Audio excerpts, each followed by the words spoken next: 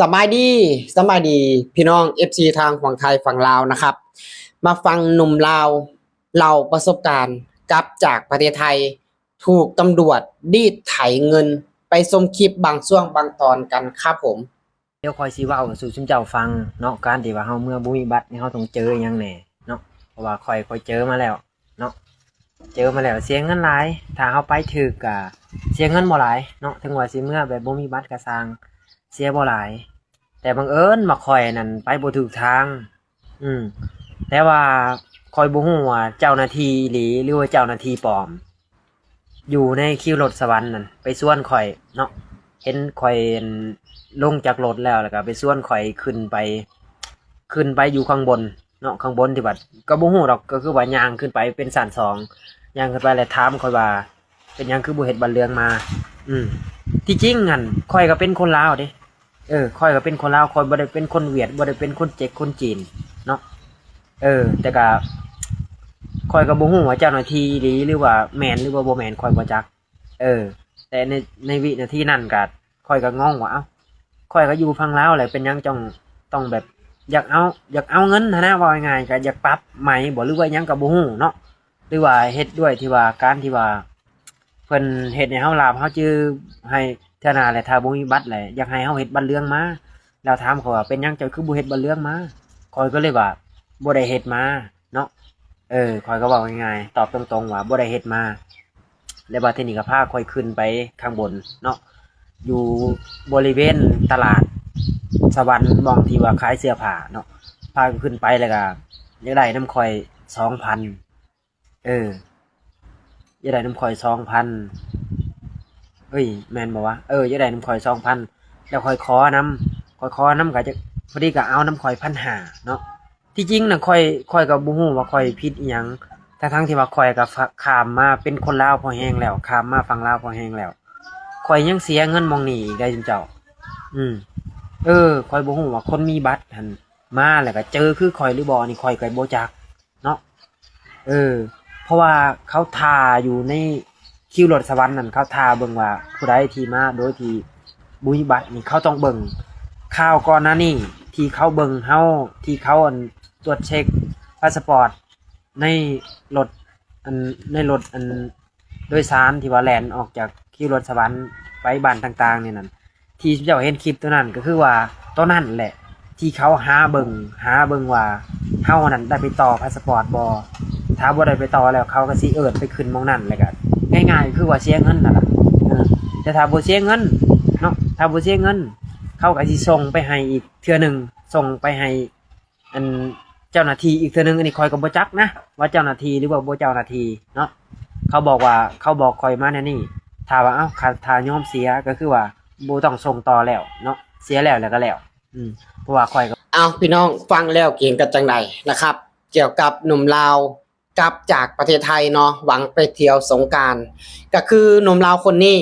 กลับบ้านโดยที่บ่มีพาสปอร์ตเนาะอาจจะเป็นพาสปอร์ตขาดหรือว่าจังไดหรือว่าตกหล่นเหี่ยหยังก็บ่ฮู้นะครับแต่หนุ่มลาวคนนี้ก็ได้บอกว่าเราผิดที่ว่าเราบ่ได้บ่มีบัตรแล้วก็บ่ได้เฮ็ดบัตรเหลืองนี่นะครับผม ก็คือระหว่างทางนะบัตรเหลืองเนี่ยการเดินทางเนี่ยบ่มีผลหยังบ่มีผลจังใดนะครับก็คือบ่ได้บัตรเนี่ยบ่ได้ใช้ในการเดินทางก็คือบัตรอันนี้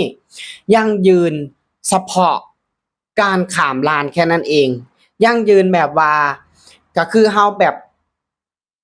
ว่าบ่ได้แอบข้ามนะแบบนี้เองนะครับเพราะว่าบาลัมก็เคยครั้งหนึ่งนะตอนช่วงโควิด19นะครับตอนนั้นบ่สามารถบาลัมก็ลงมาใหม่ๆนะและบ่สามารถที่จะไปต่อพาสปอร์ตได้นะครับพาสปอร์ตบาลัมก็เลยขาดหมดอายุนะครับเพราะว่าบ่ได้ไปต่อไปปั๊มและบาลัมก็เลยได้ไปขอบัตรเหลืองก็คือตามทางกลับนะครับตามทางที่กลับเนี่ย ถ้าเจอร้านนะครับก็คือได้เสียคือกันนะก็คือได้เสียร้านละ200บาทนะครับได้เสียร้านละ200บาทเนาะเพราะว่าบัตรนี่บ่ได้แม่นบัตรที่ว่าใช้ในการเดินทางนะครับก็ต้องได้เสียพี่น้องแล้วก็ในเรื่องของการที่หนุ่มลาวคนนี้นะครับหนุ่มลาวคนนี้ที่เราบอกว่า แล้วข้ามไปถึงฝั่งลาวแล้วก็คือข้ามไปถึงสวรรณเขตเนาะก็คือสวรรณเขตและมีเจ้าหน้าที่เนาะลาวก็ยังได้บอกนะว่าบ่ฮู้ว่าเป็นตำรวจจริงหรือตำรวจปลอมนะที่แบบมาเรียกดาวขึ้นไปตรวจและถามนะว่าเป็นหยังคือบ่เฮ็ดบัตรเหลืองมา อันนี้นะก็คือถ้าคนที่ถามนะเรื่องของเจ้าหน้าที่ฝ่ายถามต้องเป็นฝ่ายตำรวจไทยเท่านั้นเพราะว่าหยังเพราะว่าเฮาข้ามจากฝั่งไทยไปแม่นบ่นะครับเฮาก็ต้องเจอด่านไทยก่อนอันนี้ต้องเป็นคำถามจากเจ้าหน้าที่ไทยนะครับและหนุ่มลาวคนนี้อันนี้บ่ล้ำก็บ่แน่ใจนะว่าเราข้ามด้วยวิธีใดนะเพราะว่าเราก็บอกว่าเราบ่มีพาสปอร์ตบ่มีหยังเลย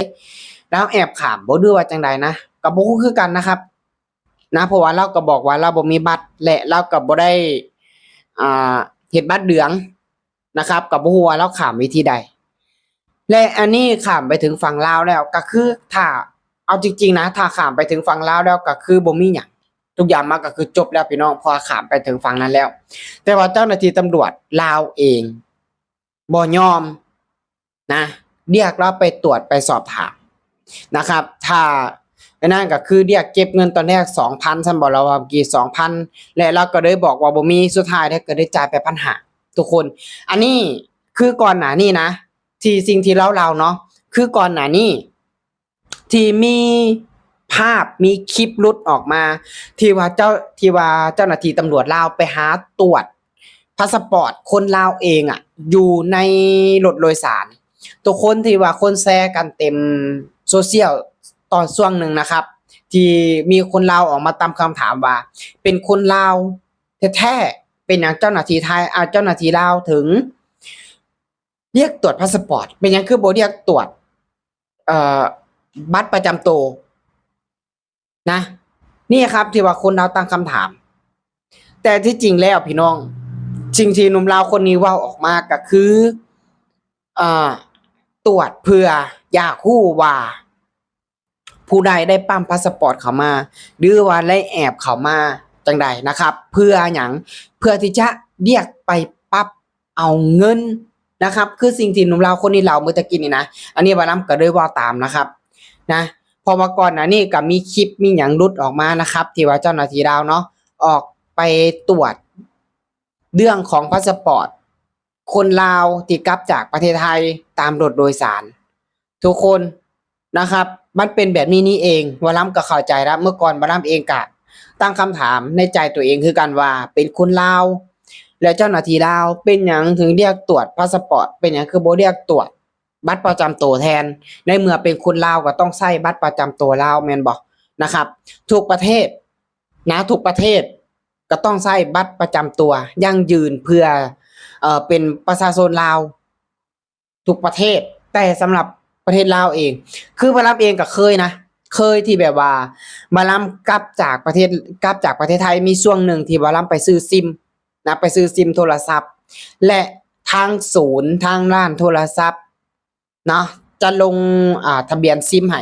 ถามหาพาสปอร์ตนะว่าลํเองก็เลยถามแบบว่าแล้วเป็นบัตรประชาชนบ่ได้บ่เพราะว่าเป็นคนลาวเนาะว่าลํก็ว่าแบบนี้เพิ่นก็เลยบอกว่าเอาพาสปอร์ตก็ได้ทุกคนอันนี้บ่ล้ำเองก็งงนะครับและมีก่อนหน้านี้ที่ว่าหนุ่มลาวคนหนึ่งไปขึ้นรถไฟฟ้านะเพื่อที่จะเดินทางไปอีหยัง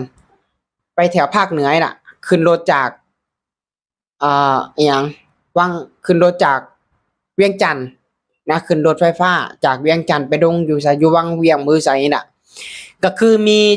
เจ้าหน้าที่ในรถไฟถามหาพาสปอร์ตบ่ล้ำเองก็เริ่มงงแล้วนะทุกวันเนี่ยคนลาวเฮาประเทศลาวเฮาทุกคนเป็นหยังคือถามหาพาสปอร์ตนะหรือว่าจะใช้พาสปอร์ตแทนบัตรประชาชนแล้วบ่อันนี้บ่ล้ำเองก็อยากรู้คือกันนะครับเนาะพี่น้องช่วยกดไลค์กดแชร์ออกไปแน่นะครับบ่ล้ำเองก็อยากรู้คือกันนะพี่น้องฟังแล้วเคียงกันจังใดก็สามารถคอมเมนต์กับเข้ามาได้นะครับผมเนาะสำหรับคลิปนี้บ่ล้ำก็จะขอฝากกับเพียงแค่นี้เนาะขอขอบคุณครับผม